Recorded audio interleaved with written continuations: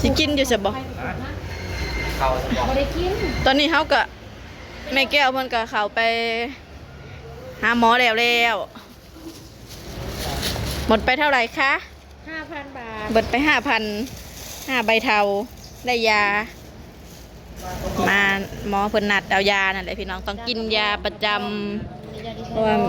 ะว่าแม่แก้วเพิ่นเป็นโรคอีหยังก็คอไทรอยด์เนาะที่หมอเพิ่นกวดเพาะเพิ่นตรวจมาเพิ่ม ตอนกระเพาะอีกลูกเสียบอืดอืม เจ็บตาม ไป7,500มื้อนี้บ่โดนพี่น้องเอ้ยไปนั่งค่ะหมอคราวเดียวเฮาก็สิไปเลาะตลาด นั่งก่อนอยู่อ่ะไปเปิดละเพื่อไปเติมหน้าเพื่อว่าไอ้นั่นซับเวย์จะใช้แล้วเราทำอะไรขอพี่จ้าบัวแต่คนด้านคนกับบ่หายเลย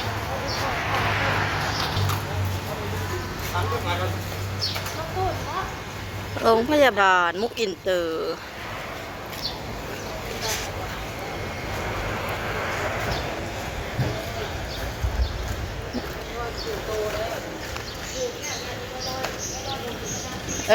เว้ยถึกเลยเนาะออกจากโรงพยาบาลแล้วกสิพามาเลาะชมวิวพี่น้องวิวอยู่ตลาดอินโดจีนอยู่มุกดาหารเนาะฝั่งนั้นก็จะเป็นสวรรค์เขตบ้านเฮาจ้าขึ้นมาชมวิวปะกสิพาลงไปเลาะเบิ่งของขายพี่น้องตลาดอินโดจีน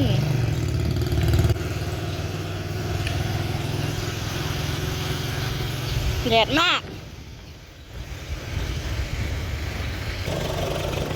วิวแบบงามๆพี่น้องเอ้ย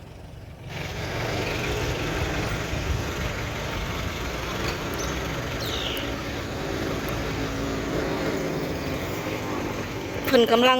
ก่อสร้าง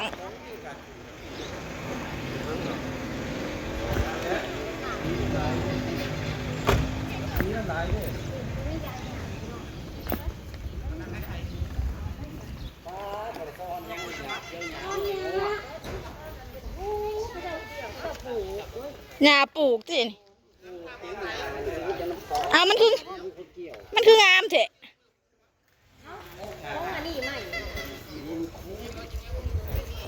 โอ้ตายเซ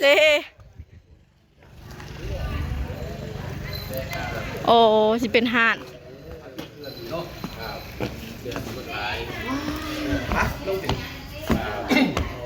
เพิ่น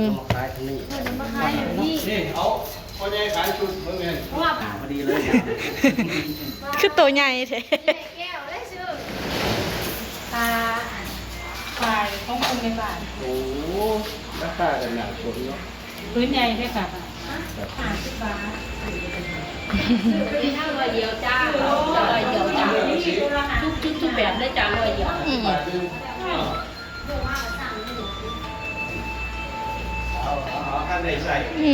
ขากะลีเพิ่นฮักกะเริ่มใหญ่ลงมาเนาะบอนขึ้นก็มีบัดชั่วโมงทางนี้เป็นวัดที่เฮาเข้าไปนั่นละวะนี่นะกะลีตลาดแคมคลองพี่น้องอยู่ริมโค้งเลยจ้าขึ้นมานี่มีทางขึ้นถูก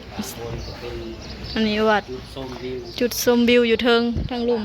ทางหลังเป็นหาดขายแม่นหาดที่เฮามาวางหัน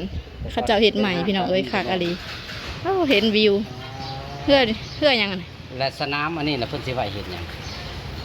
เนาะนั่งซื่อๆนี่เนาะขากะลีมาทางนี้อีกก่อนชมวิวแดดๆน้ำกันโอ้ข้าเจ้ากำลังเริ่มก่อสร้างท่านละแล้วพี่น้องเลยแต่ว่าวิวนี่คักแดดข้างล่างเป็นละทั้งลูกขากะลีเนาะข้าเจ้าเห็ดลงนี้อีกเอากะเอาขึ้นกับลงสอดผุ่นสอดพี่สอดเบิดสุทางพี่น้องเอ้ยเบิดเวียกแห้งมาอย่างตากแดด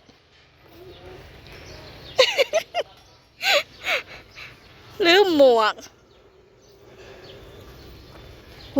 ฝั่งนั้นก็สิเห็น สะพานมิตรภาพไทยลาวมุกดาหารสวรรณเขตพี่น้องผู้คักอะไร ไว้ เอาสิกลับทางเก่าดอกมันแดดโพดแดดโพ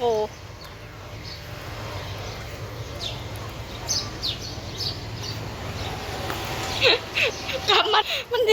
ดไม่ไหวอีแม่ชื่อชงเพราะเย่ลงมาค่ะจะเป็นร้านค้า สาระก็เริ่มมาขายแล้ว เครื่องคล้องกับท่านละลาย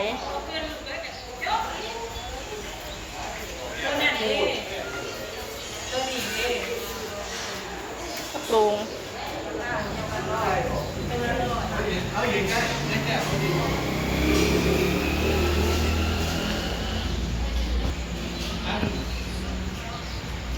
ดอนยังไงบางดอนยังอยู่กลางฝั่งนั่นก็สิเป็นฝั่งลาวสวรรณเขตบ้านเฮาพี่น้องเอ้ยมื้อนี้ เส้นโรงแรมดาวสวรรค์ จักดีพี่น้องสายเมา สายเมา สุดาตาห่วงเข้า ที่เราอยู่ห้องดาวอันนี้285กายังจะงามนะเอามันเป็นกาเลย แล้วก็แบนเหล้าเลย อันยี่ห้อเหล่าจ่าเหล่า ยี่ห้อเหล่าจะอ่าน แห มึ ละ งดู กันคนเคยกินเหล้าบ้าน อันนี้ก็หงทองนี่ นี่หลายผม แล้วมันมีกายกา เอาคนยี่ห้อเหล้าเลยวะชื่อว่าอะไร เสื้อไฮเทสน้ำแม่เราตัวใดไม่แต่คือมัน ชอบเป็นห้า เดี๋ยวน้ำแค่นั้นเนี่ย แม่เสือให้พี่ก็แล้ว ใส่น้ำบ้านกับนี้ เอาเลือกเลยแม่เอาคนละสีลายโตกับรุ่นไหนแต่กำลังคือกันย่างเนาะนี่ก็เหล่าเขาถ่ายถูกกันโอ้ยมันจะงามแล้ว คนเราอ่ะอาโจบ่ดีได้ดี ดีเรา ใส่ละให้น้ำแค่ตัวไหน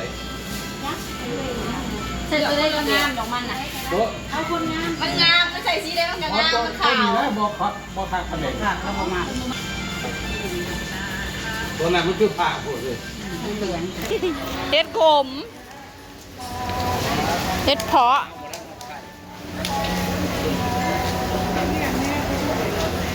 เฮ็ดเพาะหนังพี่น้องเอ้ยมีเบิร์ดแมงแคงอันนี้จะเป็นทั้งนี้หอยหน่องงอกหน่องงัวตลาดพรเพชรพี่น้องอยู่มุกดาหารหอยโขงอันนี้หอยหอมบ่หรือว่ายังไต่อยู่ไต่ดุมดิมอยู่ฮะ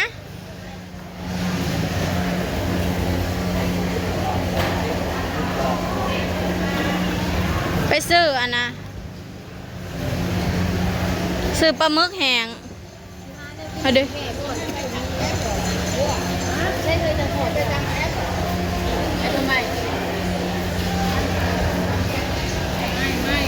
ผักบง